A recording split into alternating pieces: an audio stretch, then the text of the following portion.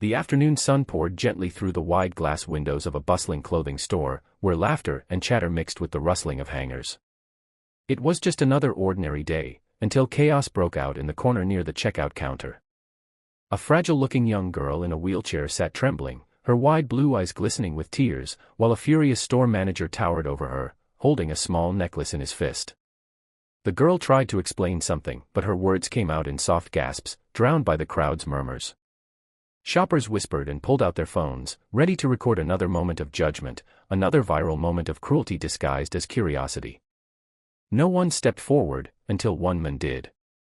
If you believe in kindness, second chances, and standing up for what's right, please like, comment, share, and subscribe to Kindness Thread. It only takes one act of courage to change a life. His name was David Miller, a single father in his mid-30s, dressed simply in a faded leather jacket and jeans. He had come to the store that afternoon with his 10-year-old son, Ethan, hoping to buy him a new pair of sneakers as a reward for doing well in school. Life hadn't been easy for them. David worked double shifts as a delivery driver, juggling bills and bedtime stories, doing everything he could to make Ethan's childhood warm despite the coldness of reality. As David turned to pay for the shoes, he noticed the commotion, the young paralyzed girl being accused by the manager of stealing a necklace worth more than she could ever afford. People were staring, whispering, filming. The girl's hands shook as she tried to explain that she couldn't even reach the display shelf because of her wheelchair. Her voice cracked, "Please, I didn't take it," but the manager only grew angrier, shouting about security footage and company rules. David's blood boiled. He couldn't stand injustice, especially against someone who couldn't defend themselves. Without thinking twice, he stepped forward. The crowd hushed as he placed himself between the girl and the furious manager. His voice was calm yet firm.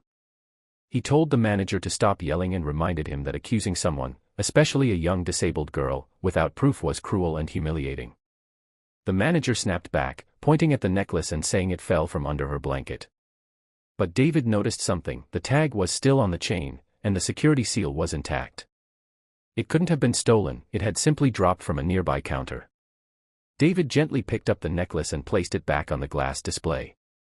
"This was never hers," he said quietly, his voice steady but filled with compassion. The girl's eyes filled with tears as she whispered, "Thank you." Around them, the crowd began to shift. Some people lowered their phones. Others muttered apologies under their breath. The manager looked embarrassed but still defensive. David stood his ground, explaining how wrong it was to assume guilt based on appearance or circumstance. "She's already fighting battles most of us can't even imagine," he said. "Don't make her fight for her dignity too." Those words hung heavy in the air. The manager, visibly shaken, muttered something about misunderstanding and walked away. The girl, whose name was Lily, looked up at David with gratitude. Her hands trembled as she tried to adjust her blanket. She told him softly that she had come to the store to look for a gift for her nurse's birthday, hoping to buy something small with the money she'd saved. But when the necklace fell from the counter, everyone assumed she was trying to steal. Her face was pale and tired, but her eyes, full of quiet pain, seemed to hold a lifetime of stories. David smiled gently and told her not to worry. He bought the necklace himself and handed it to her, saying, "Now you can give it as a gift, just like you wanted." Tears streamed down Lily's face as she clutched the small box to her chest. For a moment, amidst the noise of the world, kindness became louder. Ethan, watching his father, felt something change inside him. He had always admired his dad's strength, but now he saw something deeper, courage wrapped in compassion. That day, he learned that real strength isn't about fighting, it's about standing up for others when no one else does. Later, as they all walked out of the store together, Lily thanked David again. He helped her into a taxi and made sure she was safely on her way.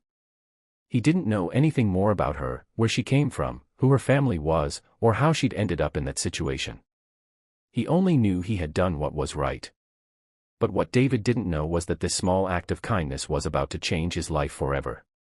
The next morning, David woke up to the sound of his phone buzzing relentlessly. His social media was flooded with messages. Someone from the store had filmed the entire incident, and overnight, it had gone viral. Millions of people around the world were praising the single dad who stood up for the disabled girl.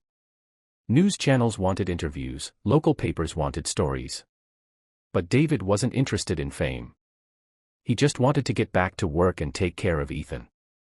That evening, as he was about to head out for another delivery shift, a black car pulled up outside his small apartment. A man in a dark suit stepped out, carrying a briefcase. He introduced himself as Mr. Reynolds, the personal assistant to a very wealthy businessman named Richard Campbell. David was confused until Mr. Reynolds handed him a letter with gold-embossed edges. Inside was a message that read, "Dear Mr. Miller, you defended my daughter when she needed someone most. You saw her as a person when the world saw her as a burden. For that, I am eternally grateful. Richard Campbell." David's heart raced. His daughter, he murmured, realizing who the man meant, Lily. Mr. Reynolds smiled and explained that Lily was indeed the daughter of one of the most successful entrepreneurs in the city. Her father had been away on business when the incident happened, and he had seen the viral video that showed David's act of kindness. Deeply moved, he wanted to meet him in person. A few days later, David and Ethan were invited to Mr. Campbell's mansion. The grand house was unlike anything David had ever seen: tall marble pillars, manicured gardens, and chandeliers that sparkled like stars. But what struck him most wasn't the wealth, it was the warmth in Lily's eyes when she saw him again. She rolled her wheelchair toward him and smiled, her voice trembling with emotion. "I told my dad about you," she said softly. "You reminded me that good people still exist." Mr. Campbell thanked David personally and offered to reward him financially, but David humbly refused. "I didn't do it for money," he said. "I just couldn't watch someone get hurt for no reason." The millionaire nodded, impressed by David's sincerity. He insisted, however, on helping him in another way. Within weeks, David was offered a stable job at one of Campbell's logistics companies, with better pay, shorter hours, and full benefits. It meant more time with Ethan, a better home, and finally, a chance to breathe after years of struggle. Lily and Ethan became close friends too. She often visited them, bringing gifts and laughter, and she would always say that David's kindness had changed her perspective on people. "Not all heroes wear capes," she'd say. "Some just wear leather jackets and carry hearts big enough to heal others." Months passed, but that one afternoon in the store remained etched in everyone's memory.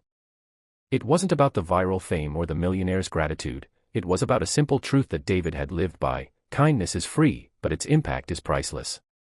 If this story touched your heart, please like, share, and subscribe to Kindness Thread. Let's fill this world with more compassion, one story at a time. Speech balloon special request: comment below, what would you have done if you were in David's place? As the sun dipped low over the city, David stood on his small balcony, watching Ethan play with Lily in the yard. He smiled quietly, realizing that his life had changed not because of luck or fame, but because he chose to stand up when it mattered most. Sometimes, all it takes is one moment of courage to remind the world that kindness still exists, and when you give it freely, it always finds its way back to you.